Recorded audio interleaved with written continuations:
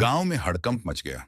रवि लापता था और जो फोटो उसके आखिरी निशान के तौर पर मिली थी उसमें एक अधझला चेहरा दिख रहा था।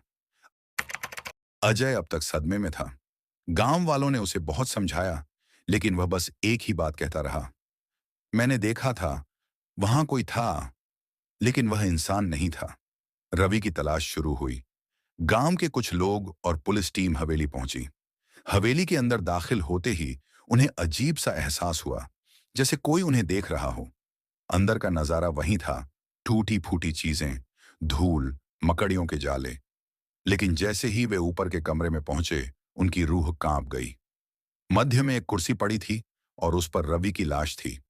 उसकी आंखें खुली थीं, लेकिन जिंदगी का नामो निशान नहीं था।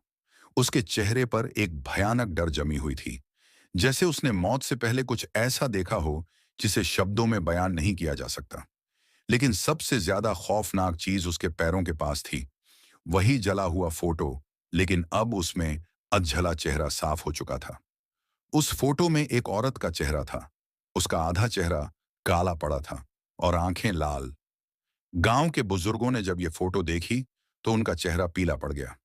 ये वही है जिसने 50 साल पहले इस हवेली में आग लगा ली थी। गांव के सबसे बुजुर्ग आदमी ने बताया कि इस हवेली की असली मालकिन रत्ना नाम की एक औरत थी। उसके पति ने उसे धोखा दिया था और बदले में रत्ना ने पूरी हवेली को आग के हवाले कर दिया था। वह खुद भी उसी आग में जलकर मर गई, लेकिन लोगों का मानना था कि उसकी आत्मा अब भी हवेली में थी। जो भी उस हवेली में जाता वह वापस नहीं लौटता, क्योंकि रत्ना की आत्मा किसी को जिंदा नहीं छोड़ती थी।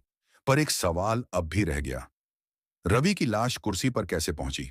अगर आत्मा ने उसे मारा तो वह इतनी देर तक जिंदा क्यों था? और आखिरकार जब दरवाजा अंदर से बंद था तो लाश को रखने वाला कौन था? क्या वह आत्मा अभी भी हवेली में थी, या फिर कोई और भी था जो इन सब घटनाओं के पीछे था? इस रहस्य को जानने के लिए सब्सक्राइब करें और बेल आइकन दबाएं।